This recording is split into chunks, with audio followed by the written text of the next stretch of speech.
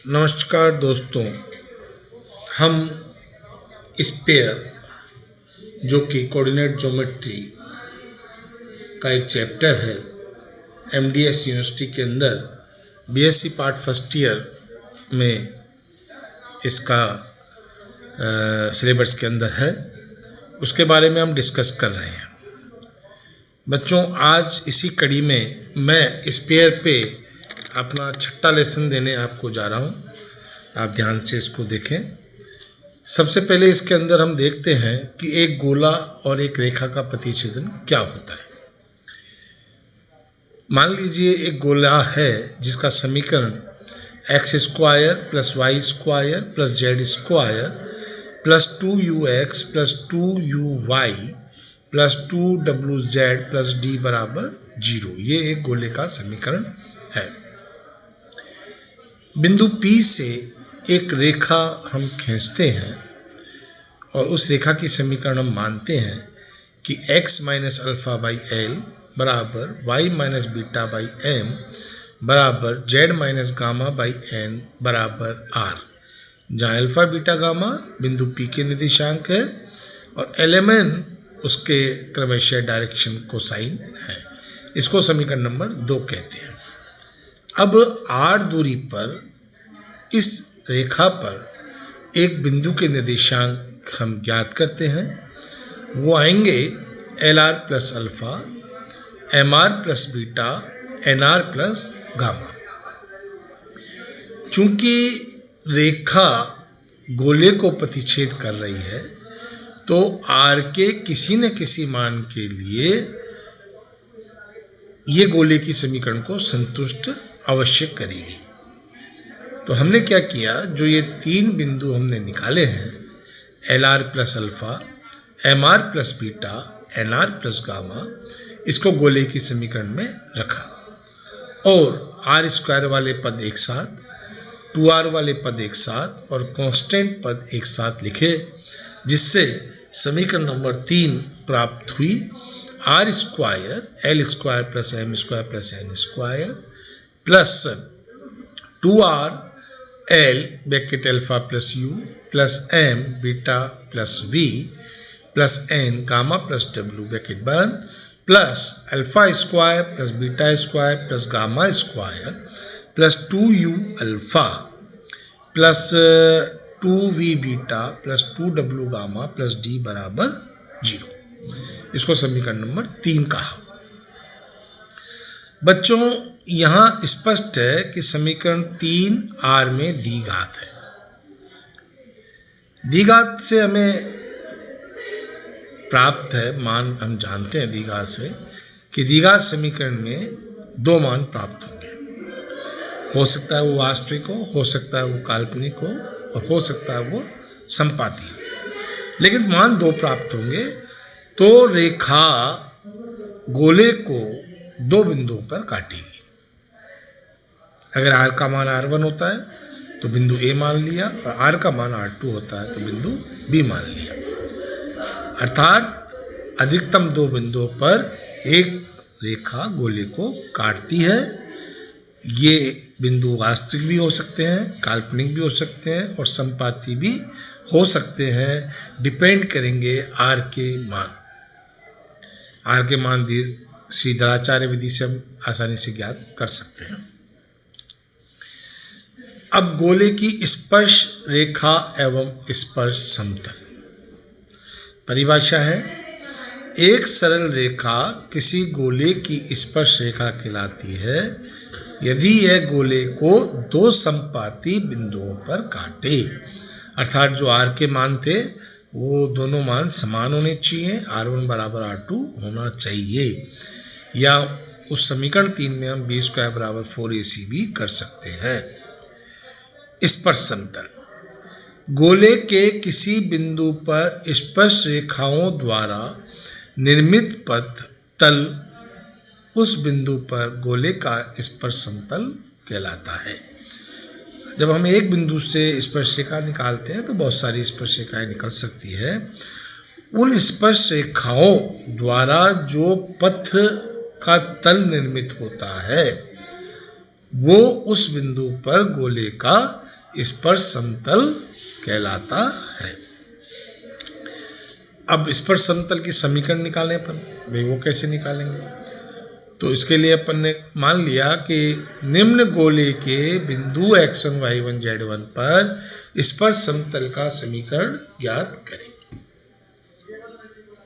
अब हम यहाँ पे जो गोले का समीकरण दिया हुआ है x square plus y square plus z square plus 2ux plus 2vy plus 2wz plus d बराबर 0, इसमें स्पष्ट है कि गोले के केंद्र के निर्देशांक -u, -v और -w है। अब हम मान लेते हैं कि इस गोले पर कोई एक अन्य बिंदु x1 y1 z1 है। तो इस चित्र में मैंने आपको बताया जैसे P गोले पर है और C -u, -v, -w है, तो CP के दिक् अनुपात हम निकाल सकते हैं।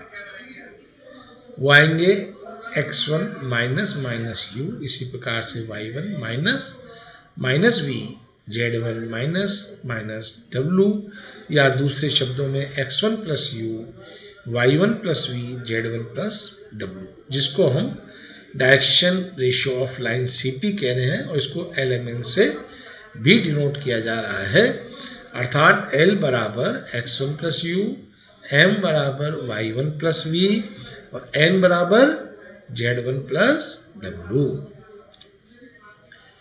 अब समतल बिंदु P से गुजरता है एवं CP इस पर लंब है, अतः P से गुजरने वाले समतल की समीकरण Lx plus my plus nz या Lx minus x1 plus my minus y1 plus nz minus z1 बराबर 0 होता है। एलिमेंट हमने निकाले, वो हमने यहाँ पे रख दिए। अब इससे जो समीकरण नंबर 1 प्राप्त हुई है क्योंकि हम ये भी जानते हैं कि बिंदु x1 y1 z1 गोले पर है, इसका मतलब गोले को संतुष्ट करेगा। तो x1 square plus y1 square plus z1 square plus 2ux1 plus 2vy1 plus 2wz1 plus d बराबर 0 भी होगा।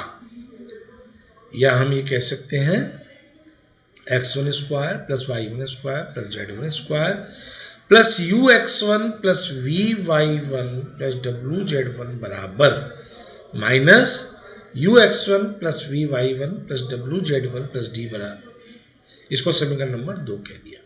अब 1 और 2 को हम देखें तो हमारे पास आता है x1 plus y1 plus z1 plus u, x plus x1 plus vy plus y1 plus w z plus z1 plus d बराबर 0, जो कि बिंदु x1 y1 z1 से किसी गोले का स्पर्श तल का समीकरण है। अब हम कंडीशन निकालते हैं, कंडीशन ऑफ टेंजेंसी या स्पर्श समतल होने का प्रतिपद।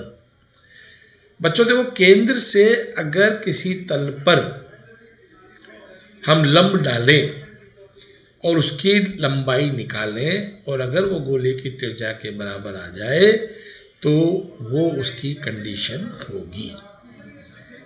तो यहाँ गोले का केंद्र -u, -v, -w है, तल हमने मान लिया कि Lx plus my plus nz बराबर P है, तो -u, -v, -w से लंब दूरी निकालते हैं, जो कि आती है -lu, -mv, -nw, -p बटा हुआ under root L square plus m square plus n square, उसको गोले की त्रिज्या के बराबर किया, जो कि है under root u square plus v square plus w square minus d।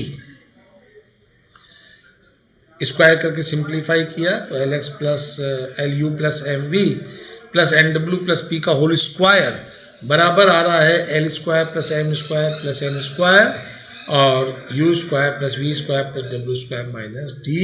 ये कंडीशन है स्पर्श समतल होने की या condition of tangency for sphere. इसके बाद बिंदु की शक्ति,